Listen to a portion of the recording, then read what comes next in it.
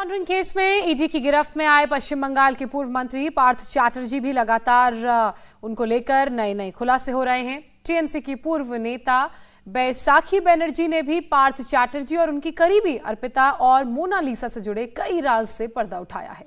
साथ ही पार्थ चैटर्जी की प्रॉपर्टी को लेकर भी उन्होंने कई राज खोले हैं।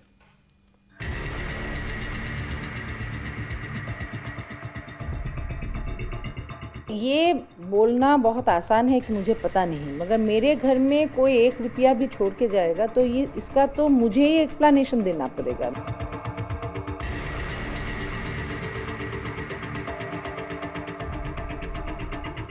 अर्पिता का ख्वाहिश ये था कि फिल्म सिटी बनाए, एक सी ग्रेड एक्ट्रेस जो फिल्म दुनिया में अभी तक ठीक से कदम नहीं रखा, वो फिल्म सिटी बनाने के ख्वाहिश देखना शुरू किया।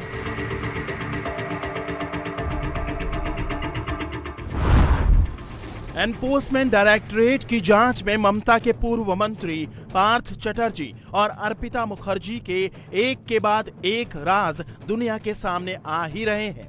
अब इस बीच करप्शन की इस जोड़ी के कई राज का खुलासा टीएमसी की पूर्व नेता रही यह महिला भी कर रही हैं। नाम है डॉक्टर बैसाखी बनर्जी। बैसाखी बनर्जी टीएमसी की पूर्व नेता के साथ साथ पश्चिम बंगाल कॉलेज यूनिवर्सिटीज की प्रोफेसर एसोसिएशन की जनरल सेक्रेटरी भी रह चुकी हैं।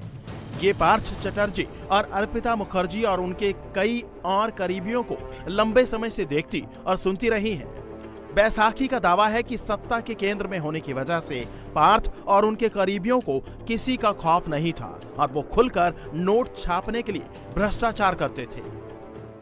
वो तो नाबालिग नहीं है, वो एक प्रोफेशन से आ रही है, तो उनको पता नहीं कि उनके घर में किसका पैसा रह रहा है, क्यों इतना पैसा रह रहा है, कितना गैर कानूनी है इतना पैसा रखना जो अनअकाउंटेड पैसा है। तो आजकल अगर आप देखेंगे पिछले 3-4 सालों से ईडी का जो रुख है, सीबीआई का जो रुख है, ये तो पहले का ज़माना और नहीं रहा कि बहुत एकदम सुस्ती से सब काम करते हैं। ये लोग तो बहुत ज़ोर शोर से काम करते हैं। तो वो देखते हुए भी इतना वो लोग कैसे गैर जिम्मेदार हुए, उसके ऊपर मुझे लगता है कि ये सिर्फ गैर जिम्मेदारी नहीं है, उनके अंदर एक जो खौफ था ना वो नहीं रहा, वो डर किसी से नहीं डरते थे। शायद उसके अंदर ये लगा कि मेरे साथ पार्थ चैटर्जी है, वो 2 नंबर है पूरा वेस्ट बंगाल गवर्नमेंट में, मुझको कौन छू सकता है। यही लापरवाही मुझे लगता है कि आज का दिन उसको दिखाई है। अर्पिता मुखर्जी ही नहीं बल्कि पार्थ चैटर्जी की एक और करीबी प्रोफेसर मोनालिसा दास को भी लेकर बैसाखी बनर्जी ने कई खुलासे किए हैं। मोनालिसा दास भी ईडी के रडार पर है।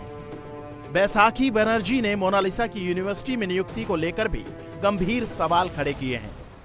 मोनालिसा जो कर रहा था गैर कानूनी काम, तो ये पार्थ चैटर्जी को पूरा का पूरा मालूम था और कहीं पर उनका पूरा का पूरा इंडल्जेंस भी था, इसीलिए वो इतना आगे बढ़ सके। तो ईडी पूछे ना पूछे मोनालिसा को, मोनालिसा का हर एक भ्रष्टाचार का सबूत वहाँ पे है। कोई एकेडमिक ऑडिट अगर होगा ना वेस्ट बंगाल में किसी दिन, तो कितने लड़कियों को काम से हाथ धोना पड़ेगा, यही है। मगर सब हम लोगों के लिए सबसे दुख की बात ये होता है कि जब तक जस्टिस अभिजीत गांगुली के जैसे कोई नहीं राय देते हैं, जब तक बहुत सख्ती से कोई इन्वेस्टिगेटिंग एजेंसी पकड़ नहीं लेते, शिकंजे में नहीं लेते, तब तक सच्चाई सामने नहीं आते।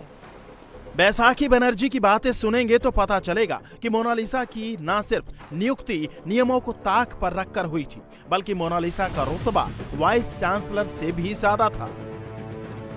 उसको इतना अहमियत मिला, इसका मतलब है पॉलिटिकल पेट्रोनाइजेशन उनके साथ था और उनके साथ था, इसीलिए वो मनमानी करती गई। एक यूनिवर्सिटी का स्यूडो वीसी बन के वो बैठी हुए रहे। और मुझे लगता है कि मोनालिसा के बारे में बहुत जगह कंप्लेंट्स जमा हुआ है। अगर सच में अभी का शिक्षा मंत्री थोड़ा देखेंगे, क्योंकि वो भी जानते हैं मोनालिसा को, तो अगर ठीक से जांच पड़ताल होगा तो सब सच्चाई सामने आएगा। बंगाल में जब ये सब खेल हो रहा था, उस वक्त पार्थ चैटर्जी ममता सरकार में शिक्षा मंत्री थे और बैसाखी बनर्जी पश्चिम बंगाल कॉलेज यूनिवर्सिटीज की प्रोफेसर एसोसिएशन की जनरल सेक्रेटरी थीं। लिहाजा उनसे बेहतर भला कौन इस पूरे खेल को समझ सकता है। यही वजह है कि जब ईडी ने पार्थ और अर्पिता के भ्रष्टाचार के गठजोड़ का खुलासा किया, उनके ठिकानों से नोटों के पहाड़ जब्त किए, तो लोगों को उनकी बातों पर यकीन हो रहा है। बैसाखी बनर्जी ने पार्थ चटर्जी को लेकर ऐसे खुलासे किए हैं जिन्हें आप सुनेंगे तो हैरान रह जाएंगे। मोनालिसा है कौन? फिर मैंने देखा कि इतना ऑर्डिनरी रिजल्ट, एकदम बिलो एवरेज रिजल्ट लेके अचानक एक प्राइवेट इंस्टीट्यूशन से वो यूनिवर्सिटी में घुस गए। और तब मुझे पता लगा कि बड़े से बड़ा पॉलिटिकल लीडर उनका दरवाज़ा वो खटखटा रही थी यूनिवर्सिटी में घुसने के लिए, मगर लास्ट में दरवाज़ा जो खुला वो था पार्थ चैटर्जी का। बैसाखी की ये खुलासे सवाल खड़े कर रहे हैं कि पश्चिम बंगाल के एक अहम विभाग में कैसे पार्थ चटर्जी और उनके लोग मनमानी कर रहे थे और कोई उनको रोकने टोकने वाला नहीं था। और अब जब ईडी ने जांच शुरू की तो उन मनमानियों के सबूत सामने आने लगे। अर्पिता के घर से कैश और सोना बरामद हुआ।